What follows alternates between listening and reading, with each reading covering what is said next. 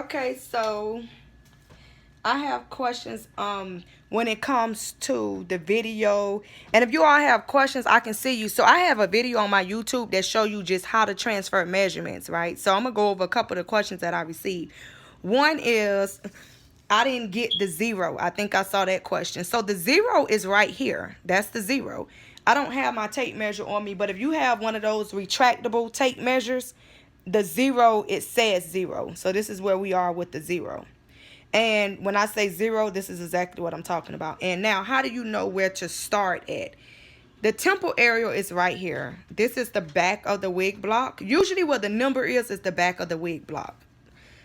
So this is the beginning. So if you're kind of stuck on where to start, ideally it's best to start further up than too far down when transferring the measurements. I know when you see these wig blocks, some people just put the wig cap on different things, or it'll show the circumference around here. But when we're transferring it, you all have made hundreds of wigs using this and doing it like this. So this is where I start, right here.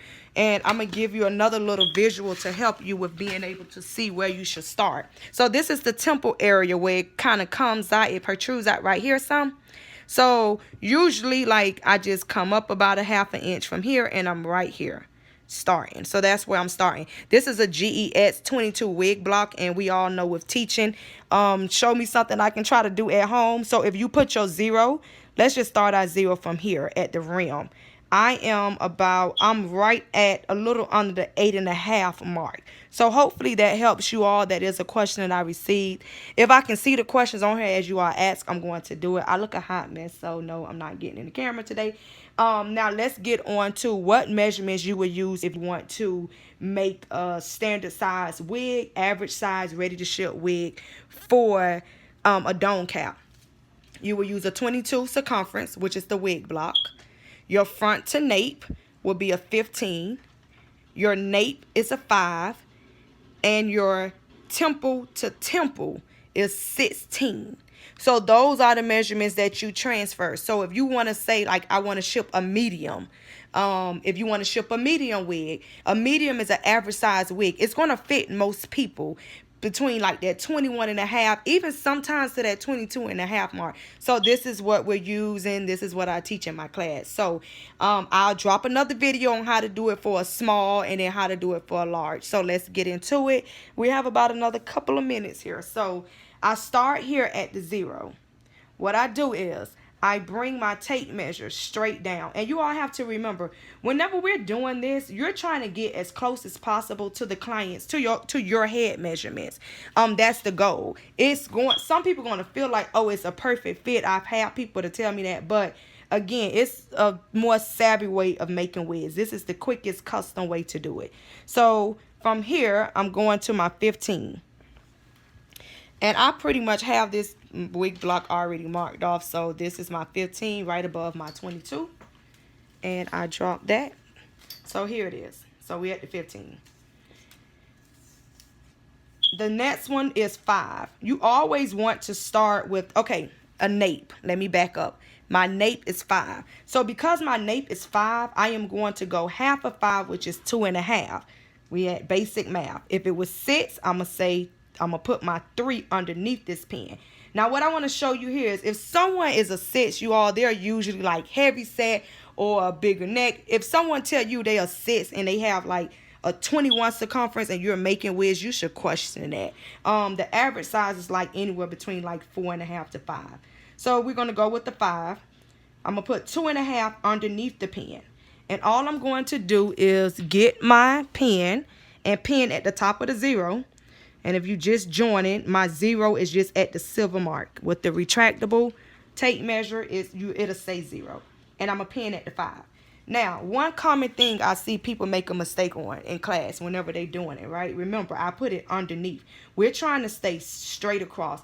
Being symmetrical is so important, you all. That's why your wig block is designed the way it is. It tells you the middle. It's breaking it down for you. So what you don't want to do is you don't want to put the 2.5 on top. So if you ever look, let me say if I have 2.5 on top, if you put the 2.5 on top, don't pin on top. Because if you pin on top, now you're not going to be straight across. If you put your 2.5 mark on top, pin underneath, so we straight across. So that's why it's just easier for me to line the 2.5 here, pin at the 0, pin at the 5. Now the next thing we do is the one for the temple to temple. So it's the same concept, you all. The same concept here for the nape is the one that I'm getting ready to do for the temple to temple. Temple to temple is 16. Half of 16 is 8. Right here, I'm going to put my 8. If you want to put a pin in the 8 to hold it down, do that. Most of the time when I'm making wigs, I don't do it. So if you just want to hold it down. Now, turn it around. What I see some people doing is you going down. Don't drag it down. You don't want to be too far up. You're trying to keep it flat as possible, and I just take it straight up. It's more of an upward motion, but not too far up. Definitely not going down. So here I am. I'm going flat across like this. And I'm going to pin here at the 0. I'm just putting my T-pin right in front. So now I'm going to go and I'm going to come here and I'm going to put it at the 16. Flat across at the 16.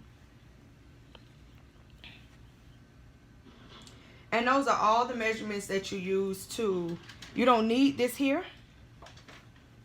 And like I say, I do have you all what I created, something like if you need to have calls, if you want to send me pictures, really talk to me to be effective. I created that Let's Talk for $30. I don't know if I put 30 minutes on there or whatnot.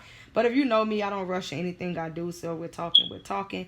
But it's just sometimes a few questions that you need more one-on-one attention with that you need me to answer. So that's why I created that. Now, once you have that, you want to look and make sure that it looks even. Here, usually it's one pin. I may say, you know what, let me just do this. Don't stress yourself and go back up and be like, oh no, is it that? Y'all, it's not that serious. Don't overthink it. And the reason why usually one pin is a little further down than the other, remember, when we went here, we was at the beginning, in the middle. And when I came here to my 16, I pinned on top. So to get aligned with the middle, that's why you just move it up. So if I would have put it here, but I can't put it in the tape measure, it would be perfect. But again, don't overthink that. You see, I just stuck it back and I already have a mark. Looking at, I've been doing this so long, I pretty much can just look at it and put it in. So once you have that, that's all I do. I know some of you all are thinking right now, maybe, well, where do you know where to start at? In the middle right here. I'm too far up, I'm too far down. That's another question I received. One way to help you with that, if you're here, if I'm starting here, right? I'm going to drag my finger, come down about 1/2 inch. You should be somewhere right about right here. Let me just bring the tape measure up. I really didn't want to do this. Some wig blocks are a little different. And I'm not starting at my 7 to kind of give you a general idea. I'm probably, okay, let's see. Right above like the 6.5. But just ironing this stuff, it'll help you. You don't want to be too far down. Once you have that, I no longer use the span dome caps. I've been got rid of those because it's no point. It's holds bacteria. It's just no point for me. So I use the mesh cap. This is what I do. I need a little bit of hose so that your scalp can get a tiny bit of air. With these caps, the V part, you want to put the V part right here. So when you put it on, I just bring it to the measurements. Now, when you put this on, don't focus on, like, some people want to just only use this to help them stay symmetrical. You all, this is a cap. It doesn't mean this here is even. Start with the middle, but keep in mind that we know the middle of the block because of the dotted line. Hence, another reason why I like the mesh, because I can see through it and see where the dotted line is. So I put it on, and then I go to the back. You want to try to have your back as even as possible to your eye, you see? So this looks decent enough for me. So I'm going to take my pen. I'm not a left hand, so let's go to right hand. And I'm just going to bring it down into my hole. Same thing. I'm not coming up here. I'm not going this way. Just straight up and bring it down. Let me do this, pin this. I know some people can't pin. Like, with you all, if you're having a hard time pinning, And let me clear this because I don't want my phone to go dead while I'm in the middle of this video. So give me a second so that I can plug it up. It's going to shift a little bit because the last thing I need is for my phone to die in the middle of this video. And I'm good for that. So, okay. Back to what I was saying. If you can't get your pen to go in, the reason is with it's cork in here. When you bring it down and push it down, see, you can lock it in. So that's another question I get. I see people having trouble with. So lock it in. It needs to be good so that it's not shifting. Now what I do to one side, and then here's your front. I just bring it into the measurements and that's it. And half of the time lately, I haven't even been, when you want to have your pens here, like when you're putting on your frontal enclosure, when it's time to draw my guidelines and stuff like that, usually I just end up having my pens right here. And I probably end up moving that pen. And one thing you want to do, don't be scared to have it to look the way you know it should look. And it should be like a rounded look.